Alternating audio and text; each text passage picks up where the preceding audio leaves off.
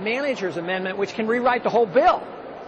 That's essentially what happened on the Patriot Act. They had been debating, it had been in committee, but it was rewritten the night before it came to the floor. So this is, I mean, I know why you're shocked, and I know why everybody should be shocked, but we shouldn't all be that surprised. Of course, I'm not, because I've seen it happen for so many years and have been fighting it. It's just sort of exasperating that we can't expose this to the public, and the American people would say no more of this.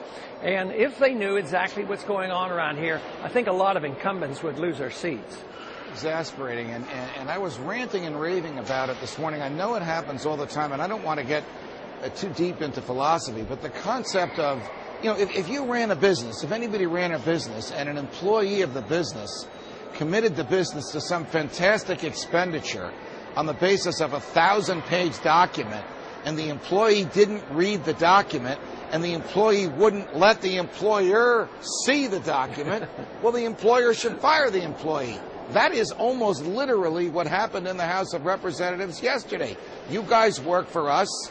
You didn't have a chance to read it. The American public couldn't see it. I don't even know if the ink was dry by the time they took a vote, and yet the House passes it.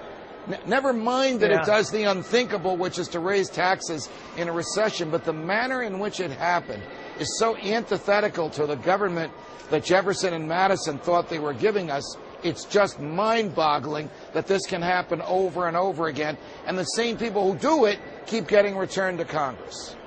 Right. Nobody ever gets fired, no matter how bad the problems get. Nobody seems to be responsible, nor do they get fired. Now, the one way I've been able to generally stay out of trouble on voting for these bills is I have a very strict rule. You know, if a bill comes to the floor and I haven't had adequate time to look at it, it looks terrible, I mean, it is just an automatic no. They cannot make me vote for something like that. Most of the time you can get a hint. Obviously, the bill, you know, even with a few minutes, you can figure out this is just bad news. But to really study it, no, it's generally not available to us. Switching gears before I let you go, is there any buzz on Judge Sotomayor? I mean, did she adequately stick to the party line, sufficient to get the number of votes that she needs in the Senate to get confirmed? Should any of us be surprised that a liberal Democrat in the White House would produce a liberal Democrat on the Supreme Court? No, I don't think anybody should be surprised, and it looks like she'll go through rather easily.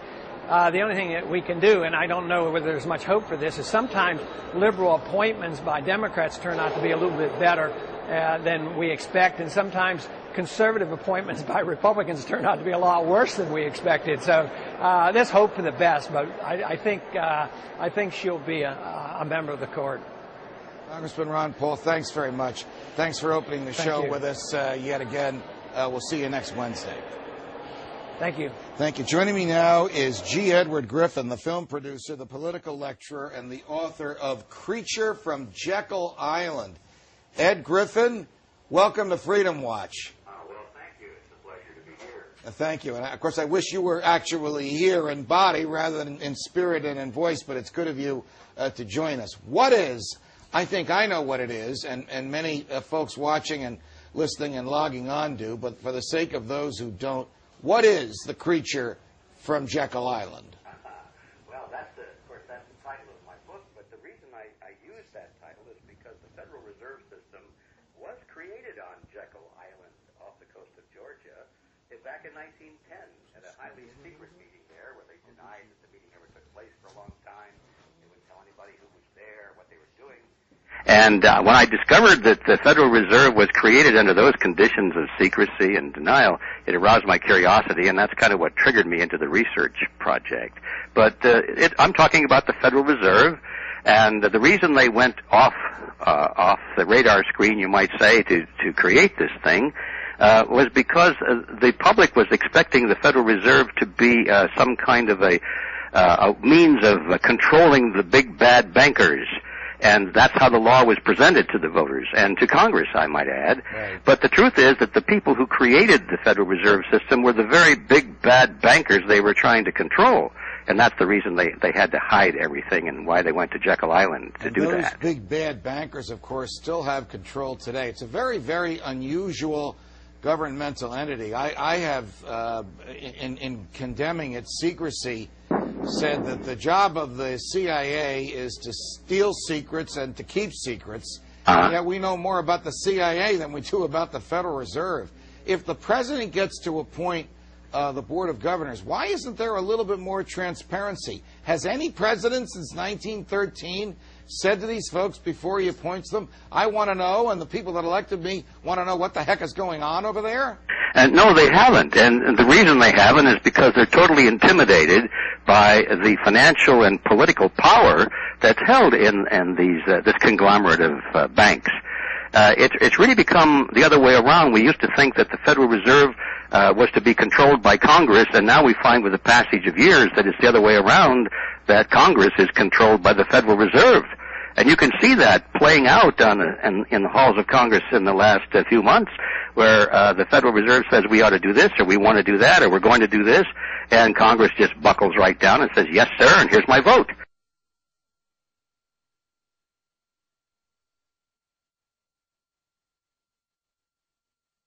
So, it's a topsy-turvy world in which perceptions are not necessarily reality. Were you surprised when the Vice Chair of the Federal Reserve last week more or less threatened the Congress and the American people that if H.R. 1207, Congressman Paul's bill in the House that has 250 co-sponsors to audit the Fed, and if S-806, Senator DeMint's bill in the Senate, which at the moment has only 2 co-sponsors, ever becomes law, that the Fed would more or less retaliate against the Congress and the American people by raising interest rates? Well, no, I wasn't surprised at all, because I know the history of the Fed.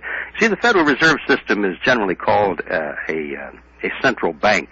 And what a lot of people don't realize is that it's not the first one in this country. We've had 3 of them before that. Right. All 3 of the others were abolished eventually by Congress.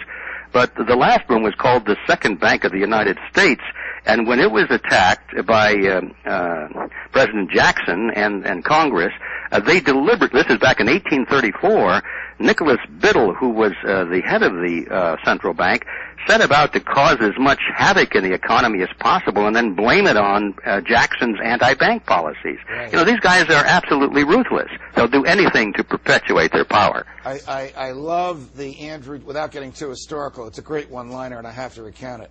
I love the President Andrew Jackson, Chief Justice John Marshall. I mean, this is the end of Chief Justice Marshall's term. He's been Chief Justice for nearly 35 years at this point. When he finds the Second Bank of the United States constitutional, this is over Jackson's objection, he basically said, John Marshall has made his opinion, let him go and enforce it. There's no way I'm going to put any dollars into that bank. And of course that bank eventually went out of business, and it would be another 80 years or so before the Fed would come into existence. What do you think we would find?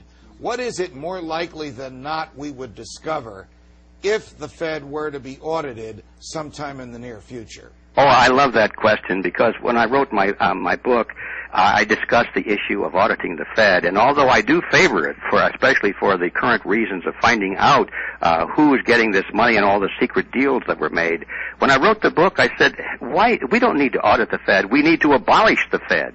And I predicted that if we ever got serious about an audit, it would be dragged on and on and on, and the American public would get the false impression that something was really being done to solve the problem, when in reality the investigating committee and the auditors would be handpicked and would be designed to give a whitewash to the Fed and all of those sorts of things. I said, let's get on with it. Let's abolish the Fed. But nevertheless, I still favor the audit program as it stands today, because I think, number one, we do need to know what secret deals were made, and that'll strengthen our conviction to abolish the Fed. And then, secondly, I think it's a means of helping the average American realize that there's something going on there that's not being made public, and so it's raising the awareness of the voters. Is it more likely than not that the Fed is actually conducting its own foreign policy by shoring up foreign governments, perhaps even governments with which the U.S. does not have friendly relations, or with which the U.S. has no relations?